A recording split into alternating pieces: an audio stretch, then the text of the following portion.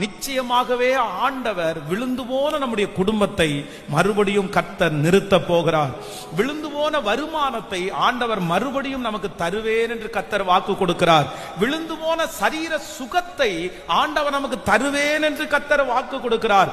யாரெல்லாம் தங்களுடைய வாழ்க்கையிலே திரும்பி இனி நான் அந்த மாதிரி ஒரு சந்தோஷத்தை நாம் பார்ப்பேனா, மறுபடியும் என் வாழ்க்கை இப்படி கட்டப்படுமா, மறுபடியும் அந்த காரியத்தை என் குடும்பமா செய்ய முடியுமா, நீங்கள் எந்த காரியத்தை குறித்து கலங்கி போயிருக்கிறீர்களோ, இது மனுஷனுடைய வார்த்தை அல்ல, இது கர்த்தருடைய வார்த்தை சொல்லுது.